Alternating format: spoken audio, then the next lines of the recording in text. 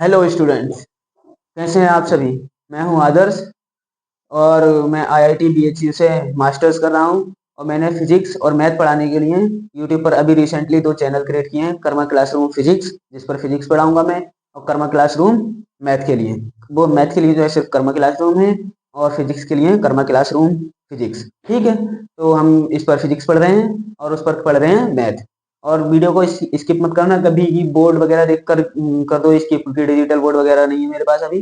वो धीरे धीरे सब आ जाएगा, लेकिन अभी इसी पर पढ़ना है। कंटेंट में कोई कमी नहीं होगी तुम्हारा, जो भी मैं डिलीवर करूंगा आपको, जो भी बताऊंगा उसमें कोई कमी नहीं होगी। बेस्ट कंटेंट होगा, जो भी मैं क्वेश्चन दूंगा और जो भी मैं पढ़ाऊंगा, जिस तरीके से पढ़ाऊंगा। काफ़ी मैंने ऑफलाइन काफ़ी पढ़ाया है और सही पढ़ाया है, फीडबैक मुझे सही मिला है। आप भी फीडबैक देकर जाना कमेंट में, ठीक है। जैसा भी कमेंट में रहे, और अपने दोस्तों को ये वीडियो सेंड कर दो, वो भी देख लेंगे। डिफरेंशिएशन ऑफ वेक्टर चैप्टर चल रहा है। डिफरेंशिएशन ऑफ वेक्टर, वेक्टर का पोर्शन में पहले करा रहा हूँ, इसके बाद इंटीग्रेशन कराऊंगा, और इसके बाद तीनों थ्योरम कराऊंगा, जो गॉस डाइवर्जेंस थ्योरम होती है, और स्टोक्स थ्योरम और ग्रीन्स थ्योरम। तो इसके बाद वो चलेगा डेल ऑपरेटर वगैरह, जो डेल ऑपरेटर से क्वेश्चन आते हैं हमारे फिजिक्स में, वो चलेंगे। फिर उसके बाद हम पढ़ेंगे और उससे अलग फिजिक्स। ठीक है, तो आज करते हैं हम ये question.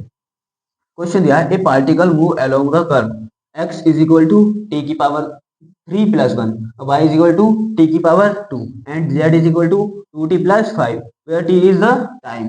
Find the component of its velocity and acceleration at t is equal to 1 in the direction of i cap plus j cap plus 3k cap. ये क्वेश्चन है। तो देखो, ये क्वेश्चन थोड़ा लेंथी जाने वाला है, लेकिन हार्ड नहीं है कि हार्ड हो, लेकिन लेंथ ही है ये बस। और क्वेश्चन भी इंपॉर्टेंट है, देख कर जाना। ये काफी यूनिवर्सिटी में पूछा गया है और बहुत बार पूछा गया है ये क्वेश्चन। बस ये डिजिट चेंज कर देते हैं, क्वेश्चन वही रहता है सेम। तो इस क्वेश्चन को देखो क्या है।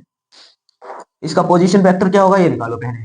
पोजीशन वेक्टर क्या होता है, हम आज से दिखाते हैं। पोजीशन वेक्टर को क्या होता है, एक्स आई कैप प्लस वाई जे कैप प्लस 3 प्लस जेड के कैप। ठीक है, आई जे के की वो एक्स वाई जेड की वैल्यू यहाँ पर दी ही है। एक्स की वैल्यू है टी की पावर 3 प्लस 1, आई कैप हो जाएगा, प्लस वाई की वैल्यू है 2, वो टी टू स्क्वायर, वो टी की पावर 2। ठीक है, जे कैप। और जेड की वैल्यू क्या है, 2t plus 5 plus 2t plus 5। ठीक है, ये आ गया हमारा यूनिट वेक्टर। अब यूनिट वेक्टर आ गया तो वेलोसिटी तो निकाल ही लेंगे। वेलोसिटी इसका एक बार डिफरेंशिएशन टी के रिस्पेक्ट में, और एक्सेलरेशन डबल टाइम डिफरेंशिएशन, मतलब वेलोसिटी का one time differentiation with respect to t, acceleration आ जाएगा।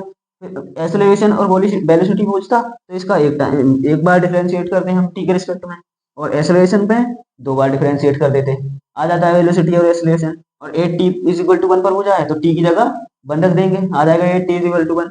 लेकिन इन द डायरेक्शन, जो डायरेक्शन में जो बचा इस डायरेक्शन में होना चाहिए। तो बस ये इतना खेल हो गया है इसमें। और तो ये कैसे करना है, देखो। वेलोसिटी और एक्सेलरेशन निकाल देते हैं, जैसे भी हम पहले निकाल देते हैं। वेलोसिटी क्या होती है, D r upon d T. तो कर दो इसका D r upon d T. इसका करेंगे तो ये हो जाएगा 3t स्क्वायर, पावर इधर आ जाएगी और एक पावर कम हो जाएगी। 1 का करेंगे तो 0 हो जाएगा, तो ये आई कैप बचा, प्लस 2t का करेंगे, वो टी स्क्वायर का करेंगे तो 2t हो जाएगा। डायरेक्ट कर रहा हूँ मैं, अच्छा समझ में तो ये आ रहा होगा क्योंकि बहुत ही बेसिक है। तो इसका 2t का करेंगे, टी स्क्वायर का करेंगे तो 2 मल्टीप्लाई में आ जाता है, पावर मल्टीप्लाई में आ जाती है, और एक पावर कम हो जाती है तो 2t बचेगा। एक पावर कम करेंगे तो एक बचेगा, और एक हम पावर लगाते नहीं है, जे कैप। ऐसे ही यहाँ 2t है, टू कांस्टेंट है, टी का करेंगे तो 1 हो जाएगा, तो क्या बचेगा प्लस 2 के। 5 का क्या हुआ, 5 कांस्टेंट हो तो ये 0 हो जाएगा, है ना। आ गया हमारा, क्या आ गया, वेलोसिटी। अब 8t इज इक्वल टू 1 पर निकालें तो ये क्या हो जाएगा, वेलोसिटी क्या हो जाएगा, 1 यहाँ पर पुट करें तो 1 का स्क्वायर 1 ही होता है, तो 3i बचेगा, 3i कैप। ऐसे ही यहाँ पर 1 रखूंगा तो 1 इंटू 2 2 हो जाएगा, तो 2 जे कैप। ऐसे यहाँ पर टी है ही नहीं तो सीधे आ जाएगा 2 के कैप। ठीक है, आ गया वेलोसिटी। अब एक्सेलरेशन निकाल दो। एक्सेलरेशन क्या होता है, d upon d t, d r upon d t, यही होता है। मतलब d square r upon d t square. ठीक है, मतलब मतलब करते रहो इसमें तो। कई फॉर्मूले, ये दोनों तो एक ही बात है, बस इसकी इससे मल्टीप्लाई कर दी, डी स्क्वायर हो गया और डी टी स्क्वायर हो गया। और यहाँ पर अगर मैं बी रख देता हूँ तो ये, अगर इतनी जगह ये बी की वैल्यू होती है, बी रख देता हूँ तो डी अपॉन डी टी, ऐसे ही हो गया। मतलब ये हो गया एक्सेलरेशन। यहाँ पर वेक्टर और लगा लो। ठीक है, एक्सेलरेशन कैसे निकालेंगे, मतलब जो भी हमने बी निकाला है एक बार डिफ्रेंशिएट और कर दो तो एक बार और करेंगे, 2 इधर आ जाएगा। पावर अगर एक बार डिफ्रेंशिएट करने पर पावर मल्टीप्लाई में आ जाती है और एक पावर कम हो जाती है, तो पावर मल्टीप्लाई में आ जाएगी तो 2t बचेगा, एक पावर कम हो जाएगी तो t ही बचेगा, तो 2t बचा और 2 इंटू 3 60। ठीक है, आई कैप, अब यहाँ पर t था, t का 1 हो जाता है, कांस्टेंट बाहर आ जाएगा। जैसे कि अगर मैं 2t का करूंगा तो 2 बाहर आ जाएगा और dt t का होता है 1, तो 1 इंटू 2 2 बचेगा, तो 2 जी कैप, और ये कांस्टेंट है तो इसका 0 हो जाएगा, तो 0 लिखो ही मत। अब किस पर निकालना है, 8 t इज इक्वल टू 1 पर, तो क्या हो जाएगा, t इज इक्वल टू 1 पर t की जगह 1 रखूंगा तो 6 इंटू 1 6 बचेगा, 6 हो जाएगा नहीं हो जाएगा, 6 आई कैप, यहाँ पर t है ही नहीं तो t की कोई वैल्यू भी नहीं रखना, तो 2 जे कैप बचेगा। ठीक, अब हमने t इज इक्वल टू 1 पर, अगर t इज इक्वल टू 1 भी नहीं देता और ये भी नहीं देता, सिर्फ क्वेश्चन होता यहाँ तक कि वेलोसिटी एंड एक्सेलरेशन फाइंड करिए, तो हमारा क्वेश्चन का आंसर ये और ये हो जाता है, ये वाला और ये वाला। ठीक है, अब t इज इक्वल टू 1 पर बोलता तो हमारा आंसर ये और ये हो जाता। क्वेश्चन के ऊपर डिपेंड करता है कैसे करना है, लेकिन अब पूछा है इस डायरेक्शन में, t इज इक्वल टू 1 पर भी बताना है, अब इस डायरेक्शन में भी बताना है। तो डायरेक्शन मान लो, ये डायरेक्शन कोई भी दी है, एस डायरेक्शन दी है हमें। ठीक है, डायरेक्शन को ज्यादातर एस ही मानते हैं, आई cap plus j cap plus सी के कैप। अब इस डायरेक्शन में निकालने के लिए जो इसमें खेल जो हो रहा है वो समझो तुम, इसका निकाल लेते हैं हम यूनिट वेक्टर।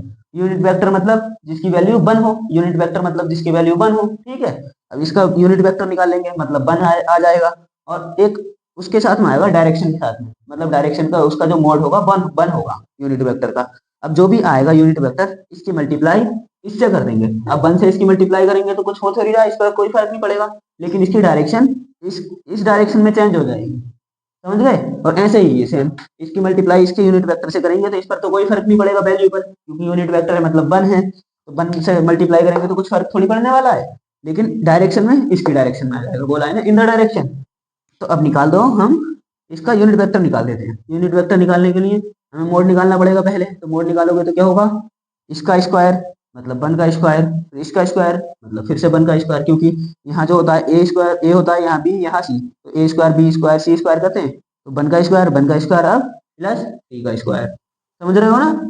3 का स्क्वायर क्या होता है 9, 1 का स्क्वायर 1, 1 का स्क्वायर 1, 1 1 2 और 9 11, 11 आ गया, अंडर रूट से 11 बाहर निकलता नहीं है, तो इसका यूनिट वेक्टर क्या आ गया, इसका s cap is equal to s vector upon mod s, यही होता है यूनिट वेक्टर का फॉर्मूला। ठीक है, तो क्या है हमारे पास, एस वेक्टर क्या है, आई cap plus j cap plus 3 k cap upon under root 11, ये आ गया यूनिट वेक्टर इसका। ठीक है, अब यूनिट वेक्टर देखो, अब क्या निकालना है, इसकी जो वेलोसिटी और एक्सेलरेशन है इसकी डायरेक्शन में निकालनी है। अब इसकी मल्टीप्लाई इससे कर दो, इसकी मल्टीप्लाई इससे कर दो तो इसकी डायरेक्शन में आ जाएगा, बस करो तो फिर देखो, ऊपर का मैं रफ कर रहा हूँ, चलो वेलोसिटी निकाल लेते हैं पहले। ये एक नई लाइन से लिखना, नीचे को बोर्ड में, बोर्ड पर थोड़ी कम जगह है ना तो मैं यहीं पर लिख रहा हूँ, तुम इस लाइन से नीचे को लिखना जो वेलोसिटी जो निकालोगे। तो देखो velocity v in direction of i cap plus j cap plus 3 k cap, मतलब इसके डायरेक्शन में वेलोसिटी।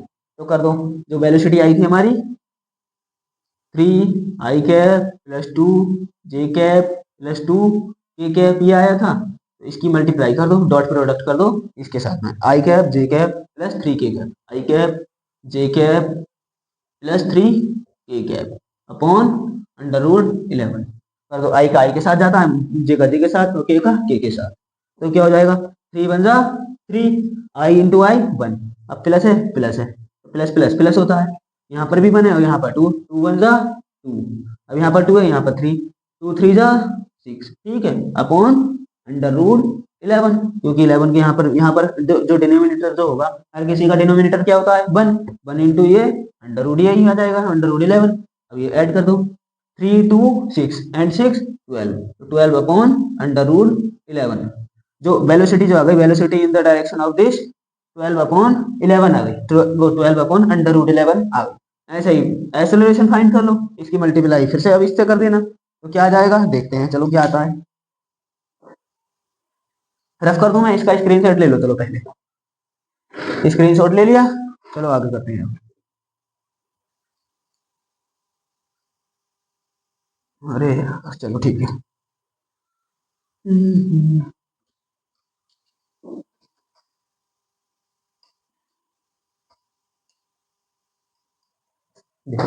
एस वेक्टर क्या एस कैप क्या आया था हमारे पास? S vector upon mod s क्या था? I cap plus j cap plus 3 k cap upon 11। अब क्या निकालना है हमें?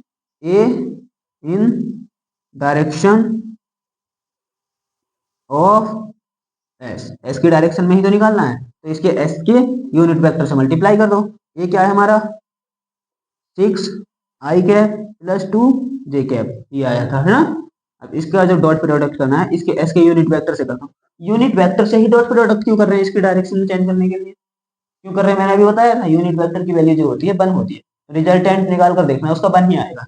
तो इससे मल्टीप्लाई करने पर इसके रिजल्ट पर कोई फर्क नहीं पड़ने वाला, इसके रिजल्टेंट पर बस डायरेक्शन चेंज हो जाती है। समझ गए? तो कर दो आई cap plus j cap plus 3 k cap, है ना, अपॉन 11 अंडर रूट में। कर दो इसकी मल्टीप्लाई इसकी इससे। तो आई का आई के साथ मल्टीप्लाई होती है, जे के साथ मल्टीप्लाई होती है, के के साथ मल्टीप्लाई होती है। यहाँ पर के है ही नहीं, तो जीरो की इससे मल्टी तो के की मल्टीप्लाई में जीरो मान लेंगे, जीरो की इससे होगी तो जीरो ही हो जाएगा, तो हम इसकी के की करेंगे नहीं। तो 6 की 1 से होगी, 6 × 1 6। यहाँ पर अब 2 है, प्लस यहाँ पर है, प्लस यहाँ पर प्लस प्लस प्लस होता है, 2 की अब इससे करेंगे तो 2 1 जा 2, क्यों यहाँ पर 1 ही तो होगा, तो कुछ नहीं है तो 1 है। अपॉन में क्या है? 11। अब 6 और 2 कितना हो गया? 8। 8 अपॉन अंडर रूट 11, ये आ गया acceleration in direction of this.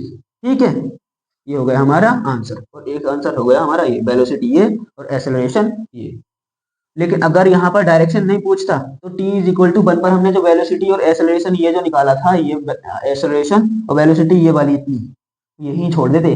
अगर पूछता कि t इज इक्वल टू 1 पर भी नहीं पूछता, पूछता यहाँ तक वेलोसिटी एंड एक्सेलरेशन, तो t इज इक्वल टू 1 जो रखा था हमने जहां पर, वहां तक ही छोड़ देते, t इज इक्वल टू 1 रखते ही नहीं। ठीक, कई तरीके से इसमें से क्वेश्चन बनाए जा सकते हैं। अब मैंने क्या बताया था, यूनिट वेक्टर का रिजल्टेंट 1 होता है, इसीलिए इससे मल्टीप्लाई करते हैं सिर्फ डायरेक्शन डायरेक्शन चेंज करने के लिए। तो देखो यूनिट वेक्टर का जो रिजल्टेंट जो होता है, रिजल्टेंट ऐसे निकालते हैं, मतलब मोड। तो कर लो, ये क्या होगा? 1/11। इसका मतलब क्या हुआ? i/11 plus j upon under root 11 plus 3 के अपॉन अंडर रूट 11। ऐसे नहीं करते थे कि 1/1 प्लस 3/2 है, मतलब 1/2 प्लस 3/2 को हम इस तरीके से कर लेते थे, तो मैंने वापस सही कर दिया कि इसके अपॉन में भी है, इसके अपॉन में भी है। तो ऐसे ही इसका मतलब हो गया ये।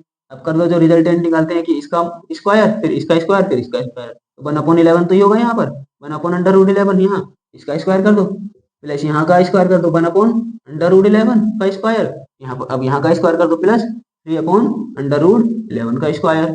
ठीक है, स्क्वायर से अंडर रूट का ये 11 तो कैंसिल कर लेगा, है ना, लेकिन 3 के ऊपर तो स्क्वायर बचेगा और इसके ऊपर स्क्वायर बचेगा, ये इसके ऊपर स्क्वायर बचेगा।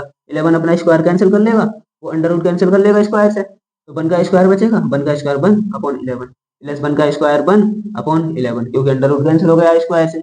ऐसे 3 का स्क्वायर 9 और 11 का स्क्वायर 11 का अंडर रूट कैंसिल हो गया स्क्वायर से, लेकिन 3 का स्क्वायर 9 आ गया। ठीक है, अब 11 कॉमन ले लो क्योंकि सब में सेम ही है, 1 + 1 + 9, 1 + 1 + 9 क्या हो गया? 1/2 और 9 11/11 अंडर रूट में 11 का 11 कैंसिल, 11 बन जाए 11, 11 बन जाए 11, नीचे का 1 लिखा नहीं जाता है, तो अंडर रूट 1 का बाहर आ जाता है 1 ही। ठीक है, आ गया यूनिट वेक्टर 1, मतलब रिजल्टेंट 1। तो इसलिए यूनिट वेक्टर से करते हैं कि 1 की मल्टीप्लाई किसी से भी कर लो वही रहेगा, रिजल्टेंट वही रहेगा उसका। ठीक, बस डायरेक्शन डायरेक्शन चेंज हो जाती है, इसलिए हो जाती है। आंसर जो था ये था, ये और ये मैंने दिखाया है कि यूनिट वेक्टर का रिजल्टेंट 1 होता है बस। आंसर जो था हमारा यहाँ से वो ये वाला था और ये वाला था। तो यहीं पर ये हमारी क्लास खत्म करते हैं, नहीं तो क्लास ज़्यादा लेंथी हो जाएगी, ज़्यादा देर की क्लास बनानी है, 1-2 क्लासेस और मैक्सिमम। अभी हाँ, इसका एक पोर्शन और रह गया है, अभी तो टी के रिस्पेक्ट में ही कर रहे थे, वेलोसिटी और एक्सेलरेशन ही निकाल रहे थे, लेकिन अभी निकालना है हमें एक्स के रिस्पेक्ट में, वाई के रिस्पेक्ट में, जैसे भी बोले जिसके रिस्पेक्ट में, वो तो डिफ्रेंसिएशन रह ही गया है। तो अभी उसकी भी 1-2 क्लासें हो रहेंगी, इसकी एक क्लास और लाता हूँ मैं, फिर इसके बाद चलो आज ही खत्म कर लेते हैं, एक एक क्वेश्चन रह गया है, वो भी अभी खत्म कर लेते हैं, फिर उसके बाद करेंगे दूसरा वाला डिफरेंशिएशन, जो एक्स और वाई के रिस्पेक्ट में जो करते हैं। हाँ, तो अब करते तो देखो दूसरा क्वेश्चन है ये, a particle is moving on a circle of radius r with constant angular velocity omega is equal to d theta upon dt so that acceleration is minus omega square r। तो क्या दिया है, मतलब एक particle move कर रहा है circle के रेडियस पर, ठीक है। तो देखो सर्कल बना लेते हैं हम, एक सर्कल है, ये मान लो सर्कल, ठीक। अब यहाँ पर एक पार्टिकल मूव कर रहा है, एक पार्टिकल इस तरीके से, पार्टिकल मान लेते हैं कोई भी पार्टिकल मान लो आप, कोई भी इसे नाम दे दो, एक्स पार्टिकल है कोई, ठीक है। अब एक्स पार्टिकल है, एक्स नहीं देते हैं, एक्स तो हम ये एक्स मानेंगे, तो पार्टिकल मान लो आप क्यू पार्टिकल है, ठीक। पार्टिकल ये मूव कर रहा है इसके रेडियस पर।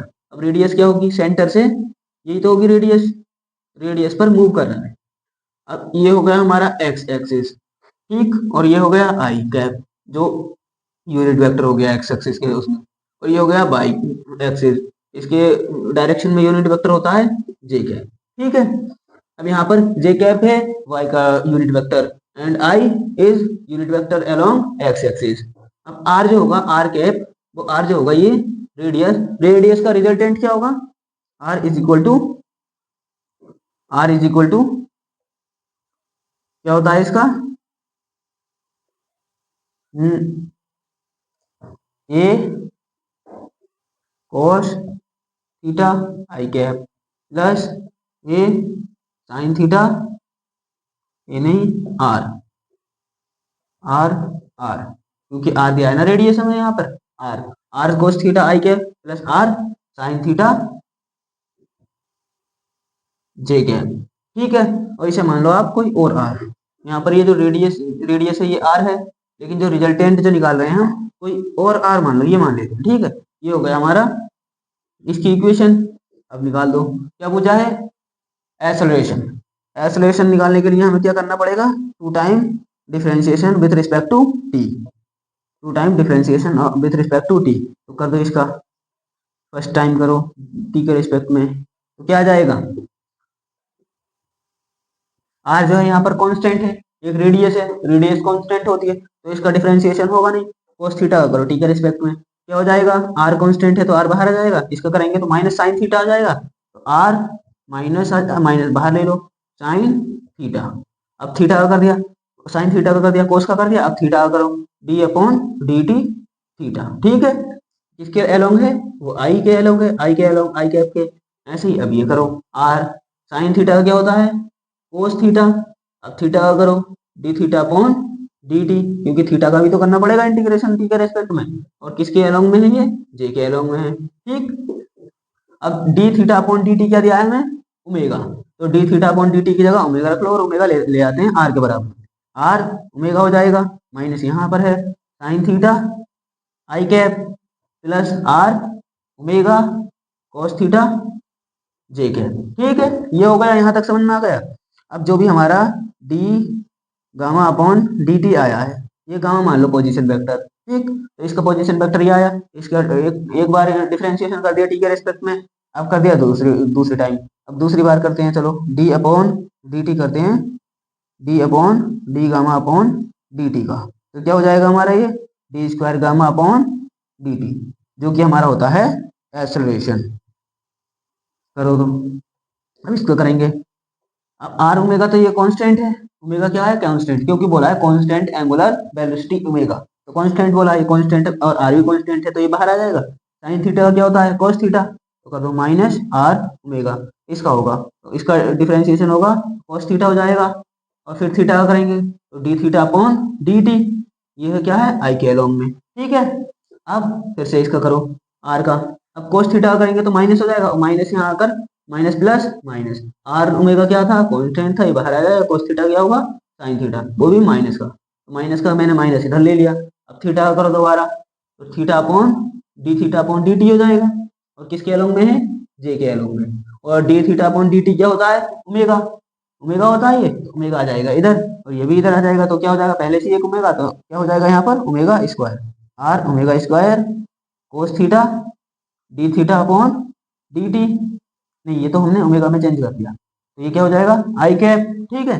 अब ये माइनस आर ओमेगा स्क्वायर, ये भी तो ओमेगा है, तो ये ओमेगा और ये ओमेगा की मल्टीप्लाई होगी तो omega square sine theta j cap, ठीक है।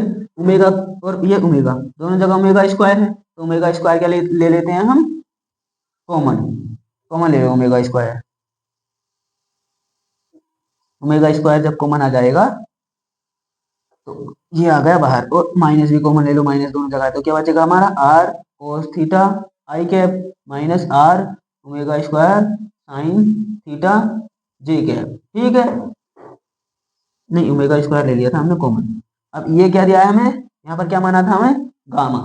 जब यहाँ पर हमने गामा माना है तो यहाँ पर भी हम गामा ही मानेंगे, यहाँ पर भी हम मानेंगे गामा, ठीक है। या फिर सब जगह हम यहाँ पर भी आर आर मानो, आर, और यहाँ पर भी आर मानो, आर ही मान लेते हैं, नहीं तो गामा से कंफ्यूजन हो, क्योंकि आर ये जो होता है रेडियस होता है, और यहाँ पर ये आर जो है रिजल्टेंट है, पोजीशन वेक्टर इसका, पोजीशन वेक्टर, ठीक है। अब ये क्या कर, ये यहाँ पर है प्लस, क्योंकि माइनस हमने ले लिया कॉमन। अब ये क्या दिया है हमें, ये दिया है आर, आर की वैल्यू दी है ये सेम आ गई, तो क्या हो जाएगा ये माइनस ओमेगा स्क्वायर, और इसकी जगह क्या लगा देंगे हम, आर। हो गया प्रूव एक्सेलरेशन, एक्सेलरेशन क्या आ गया, ये आ गया, ठीक है। क्या हो गया, प्रूव्ड। ये समझ में आया। आज की क्लास में हमारे 2 क्वेश्चन हो गए हैं। अब हम करते हैं दूसरे तरीके का डिफरेंशियल नेक्स्ट क्लास में। डिफरेंशियल सीखेंगे दूसरे तरीके का, जो कि होगा वेक्टर का ही। और एक दो क्लास कंप्लीट करके ये खत्म करते हैं, फिर करेंगे हम इंटीग्रेशन। तो यहाँ पर ये क्लास खत्म करते हैं, और ये क्लास सभी को शेयर करने हैं अपने फ्रेंड्स वगैरह को, क्योंकि मैंने ये चैनल अभी खोला है तो थोड़ी हेल्प करनी है शेयर कर करके, अच्छा। तो शेयर करना ये सबको, और कमेंट में बताना, फीडबैक देना कैसा रहा है, और लाइक सब्सक्राइब करना चैनल को। चलो मिलते हैं आप नेक्स्ट क्लास में, तब तक के लिए बाय, और मेहनत करते रहना।